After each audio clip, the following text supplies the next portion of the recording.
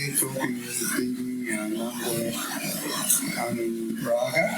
See? Tell us about when, where, and why you got initiated. What you needed to do. In 1982, I got initiated, and the reason was that my life was kind of on standstill, and I was studying.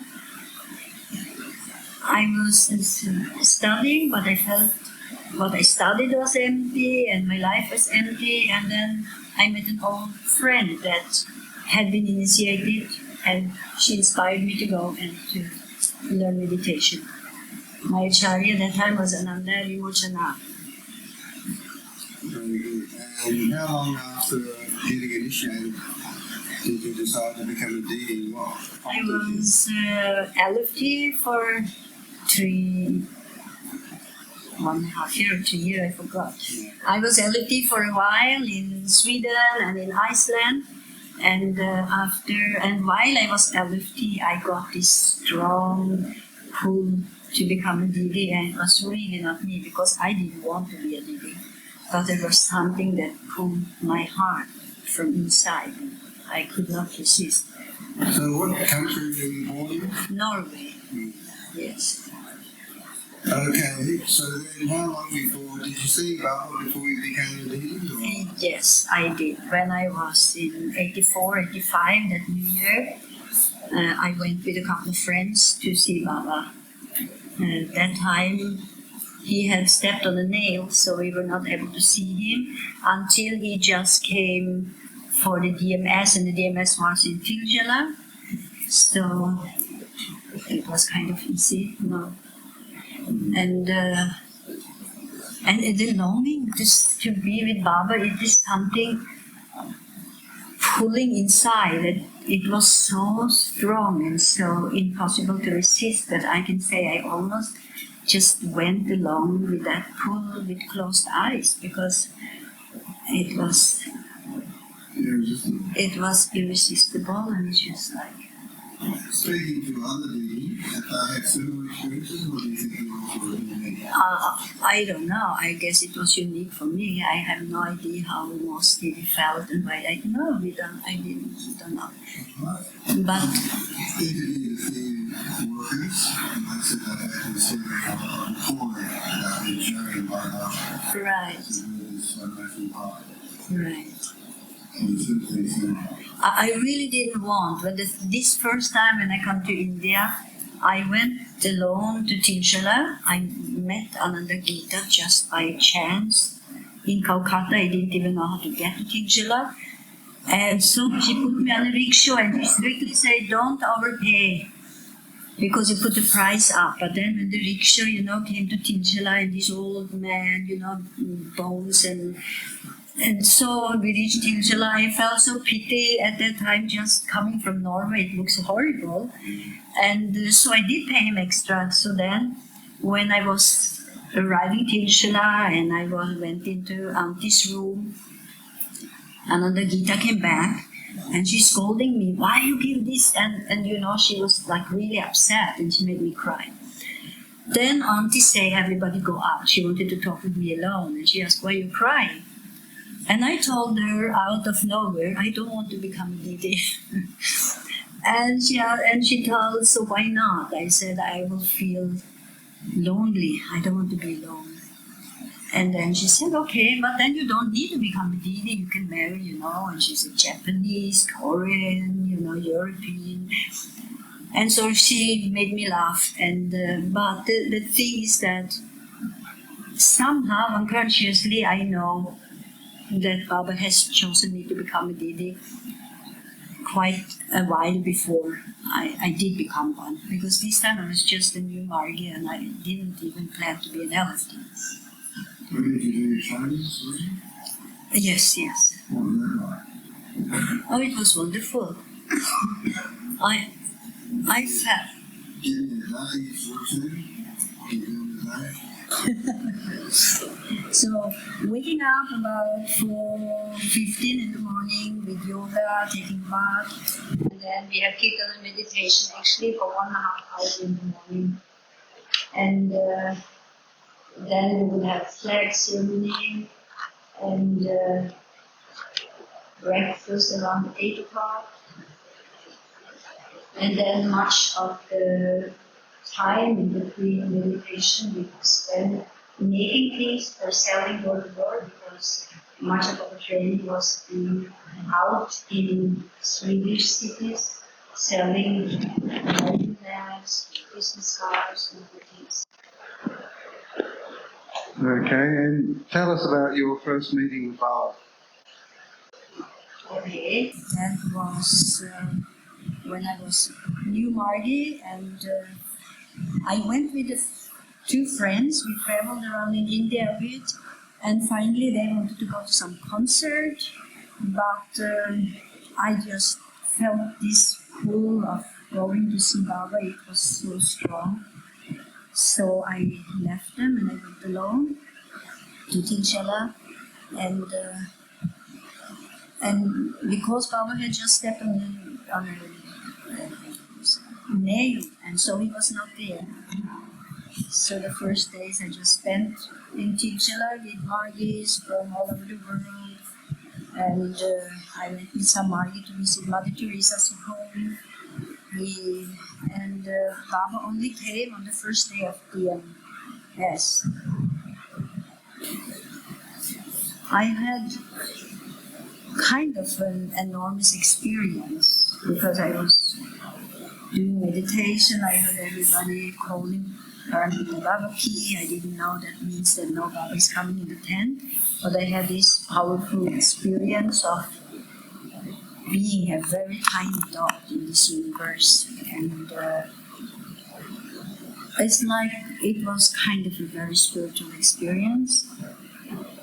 Then I opened my eyes, and then Baba was there. It's a very strange experience. I was there with my friend, close friend at that time, and I had this enormous spiritual experience being there with Baba the first time. And I asked her, how did you experience? Because that was also her first time seeing Baba. Yeah, he's like a nice old man. She didn't have any spiritual experience being there in front of him, so I was not sure, did I make up something or did she? So I was confused. That was my first day anyway. Then Baba was there, in DMS for I don't know how many days. He came and went for 2 days. And it was just an incredible spiritual experience for me. Did you feel grateful?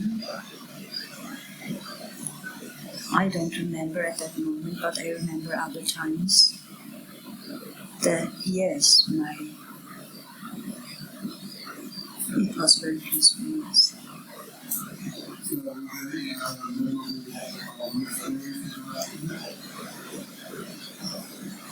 I think it was the time we went up on the second floor and on the titular building, brother side, and Baba was kind of walking up and down on his balcony. You could stay there and see it, and the incredible feeling of floating, and he was so beautiful. It's just amazing, it's beauty. But this first time that I came there, it was still something but police, and they came from the Dada's place to pick us up in the Sisters Tinchala early morning in the dark, and it was really tantric. We have to kind of sneak, around in back roads to go to the brother side, and it was just tantric, and we were looking at the police cars, at the roads, and it was kind of an experience for someone who has not been outside Europe before. This whole first trip to India. I saw Baba just becoming a Didi. That time, when I went to India, it was in 1989, and And Baba moved from Lake Garden to Tinshala at that time. So I became very sick in Tinshala. I could not eat the food, and the Didi's food was kind of, quite poor, I could say. So the food of the trainees. So I became very sick. Then I got hepatitis, and so I had to stay 6 months in Tinshala.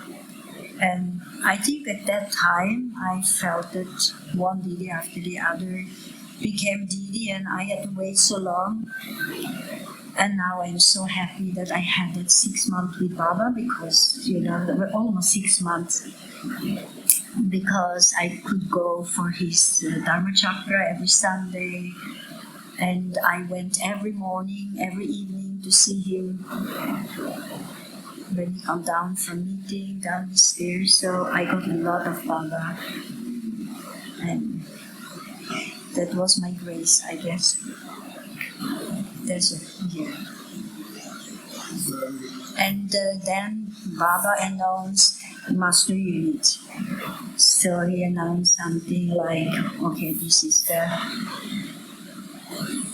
some kind of revolution for womanhood, this new Master Unit program. And then shortly after that, I was posted as a Master Unit assistant in Manila sector. And I went to Thailand, because when Didi has just rented the land, and Baba had given it a name even, Ananada. So that land was later given up, and then because it was too expensive to buy, so there was bought another land in Thailand, and then we shifted the name from Baba to that Master Unit. But that time Baba has left already. What happened? I have been in Didi almost a year. In October 1990, and I was in Bangkok in our rented charity there. One day the phone called, and the sister who lived in the house, she took the phone, and the voice told her, "Want to talk with Didi?" Okay, any Didi. So I was the only Didi there, so I took the phone, and there was this very deep, I cannot find the right word for that voice, and it asked, "Are you ready, Didi?" And just thinking about that voice, and it went so deep inside me, and I knew something is going to happen. So I started to be very strict with my meditation and with my schedules, and kind of reviewed myself, and thought I have to be ready for whatever would happen. I could not imagine, of course, that what happened is that Baba would leave his body, but that was what happened. And that phone call, as I know, nobody knew that Baba is going to leave. And I still cannot understand where that phone call and that voice come from. I asked, "Ready for what?" And it was cut.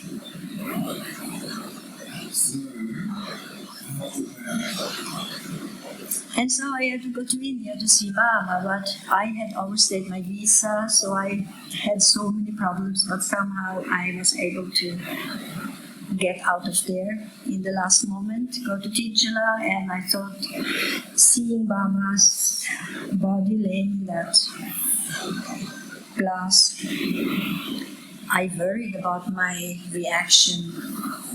But when I went there, I saw that there is only a body laying there. There is no Baba there. So it had no effect. And I went around to look, peaceful body laying in that glass. But Baba, that was not Baba. Well, tell us about your project in Thailand. I think they were mother. Yeah. I was kind of there helping her for some time with the children, so. And what I saw in the children's home was that their education they got in the government school was not suiting them. They didn't have enough care. Many of them come from abuse. They were traumatized. They had to leave their families. The families were lost. They came from wars in Burma. And though I didn't understand a lot about psychology at that time, I could see that the kids really needed something in education that was missing in the government school, something more about being cared for. And Didi also had this idea that it would be good to have our own school. So kind of we started it up together, I would say, and fundraised and got the school built. And it was only a few of our kids at the moment. At that time, 24 kids, as I remember, and we had the school with 9 classrooms and big rooms because we had to build to get the permission, to get registered as a school. There are certain rules. So I couldn't imagine, how to have this huge school and 24 kids, but already from the first year we got many kids from the village. Now we have about 242 kids. We have up to high school year 9, and we have kindergarten and primary school. No, I'm just thinking about Baba's experiences with Baba because I had a PC with Baba there, and I had to wait a long time to get PC with Baba, several months, and we were called over and over again to sit and wait. And at that time, Baba got an enormous amount of plants from all over the world. And one day, sitting outside waiting and seeing the plant goes in and out, I just realized that Baba is giving PC to the plants. So the plants also getting PC. And then finally, Baba had PC with me and a few other Didis in Lake Garden. When I was in training center, I had incredible experiences, spiritual experiences, and I felt I was in some kind of samadhi for 1 year there. And I just realized more about who really Baba is in that experience. And in my mind, I always thought, I really have to see Baba, I really have to go, I have to meet Baba. So when we left after PC, and Baba was talking to us one by one, and he would ask us questions. And I mostly forgot everything about the PC actually. But when we left, and I was the last leaving, Baba said, "So now we met." And that was that. I did. Fulfilled your wish. Huh? He fulfilled your wish. He did. But when I was in the field and I really wanted to go back and see Baba because I was so proud of having been Didi and having this uniform, and go back to show Baba that I'm Didi and I've been in the field for 1 year. I was so excited about that. He didn't wait for me to go back, so